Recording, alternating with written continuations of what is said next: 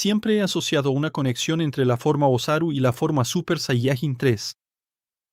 La idea de que el poder del gran mono se manifestó parcialmente fue despertado y conectado al árbol de transformaciones de Super Saiyajin, atrapando parte de ese poder primitivo y sumándolo a la evolución del Super Saiyajin de Goku.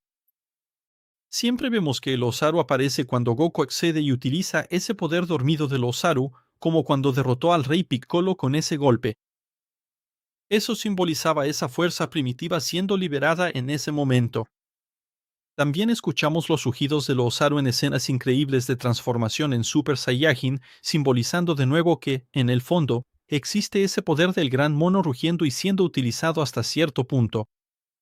Pero antes de la época de GT con el gran mono dorado, antes del Super Saiyajin 4, antes de la forma Ikari en Dragon Ball Super, todo lo que existía en Dragon Ball Z era el Super Saiyajin 3 como el poder final de Goku. Entonces, ¿y si en aquella época de la primera aparición del Super Saiyajin 3, allá en los años 90, la idea fuera que el Super Saiyajin 3 representaba el poder combinado del Super Saiyajin mezclado con el poder dormido del Osaru? Después de tantos recons, eso deja esta teoría, no oficial obviamente, pero no totalmente imposible. En cuanto a la apariencia de Goku, el hecho de que pierda las cejas, tenga arcos superciliares más marcados y una voz mucho más grave, inmediatamente enfatiza un aspecto más primitivo, casi como un mono, una voz más intimidante, parecida a la del Super Saiyajin 4. Eso hace que parezca que el Super Saiyajin 3 se estaba acercando a esa transformación híbrida primal completa, pero aún no totalmente finalizada. Estas características recuerdan a un mono. Entonces, tal vez algunos rasgos físicos del Osaru también se manifestaron en la forma humanoide de Goku mientras era Super Saiyajin, no al nivel del Super Saiyajin 4, porque sabemos que esa es la versión completa del concepto, pero en pequeñas dosis, solo las cejas, la voz y un leve aumento de masa muscular. Recuerda, el Super Saiyajin 3 fue creado para parecer intimidante, para asustar a los enemigos, para ponerles la piel de gallina. Y lo más interesante es que Akira Toriyama originalmente planeaba que el Super Saiyajin 3 tuviera una cola, pero esa idea fue descartada. Y si lo piensas bien, eso refuerza aún más la idea de que las características del gran mono se fusionan con la forma humanoide. En GT, primero vimos al gran mono y después al Super Saiyajin apilándose sobre él. En ese momento, el gran mono era la forma dominante que controlaba a Goku y solo a través de ese orden específico, el gran mono que evoluciona a Super Saiyajin y luego alcanza el control racional, se podía lograr el Super Saiyajin 4. Pero en Dragon Ball Z, Goku ya estaba completamente consciente y en control de sí mismo como Super Saiyajin. Entonces, ¿qué le impediría acceder a parte de ese potencial dormido del Osaru y apilarlo sobre el Super Saiyajin? Ese poder siempre estuvo dentro de él.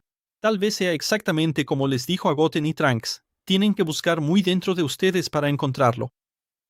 Si pensamos en lo que realmente representa el poder Osaru, un Saiyajin recibe un aumento de poder de 10 veces a cambio de perder la racionalidad, excepto Vegeta, que podía controlar eso parcialmente.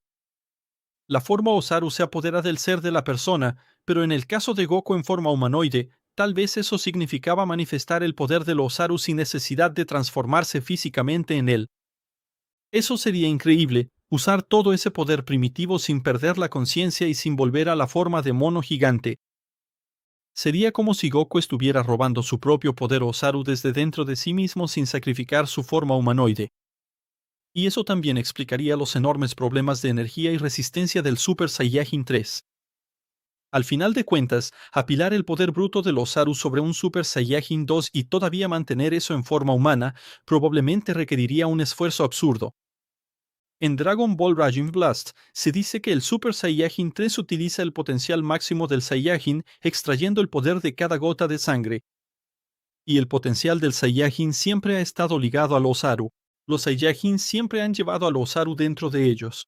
Nunca podemos olvidar que el Osaru y las características de mono son lo que realmente hace diferentes a los Saiyajins de los humanos. Ese mismo principio también podría aplicarse a Gotenks, ya que Goten y Trunks son medio Saiyajins. En general, sé que existen inconsistencias en esta teoría de que el Super Saiyajin 3 accede al poder dormido del Osaru en forma humanoide y adquiere rasgos similares a los de un mono. Entiendo las inconsistencias y cómo esto no encaja perfectamente con los conceptos modernos de Dragon Ball. Y está bien, muchas cosas han cambiado desde que se creó el Super Saiyajin 3. Pero al mismo tiempo, el Super Saiyajin 3 existió antes de la forma Ikari y antes del Super Saiyajin 4. En la época en que apareció, nadie sabe exactamente qué pasaba por la cabeza de Akira Toriyama cuando dibujó esta transformación por primera vez. Al fin y al cabo, él llegó a considerar ponerle una cola al Super Saiyajin 3. Y cuando vemos al Osaru apareciendo de esa forma en el anime de Dragon Ball Z, siempre me pregunto cómo surgió eso y quién tuvo esa idea. La forma Osaru siempre ha sido un misterio, pero verlo asociado al Super Saiyajin 3 lo hace todo aún más misterioso. O tal vez solo querían alargar la secuencia de transformación en el anime, o simplemente hacerle un homenaje a los fans del Dragon Ball clásico, ya que el Gran Mono fue la primera transformación de Goku, y mira hasta dónde llegó después, alcanzando lo que parecía ser su forma final en la época de Dragon Ball Z. ¿Quién se imaginaría que tantas cosas cambiarían después de eso?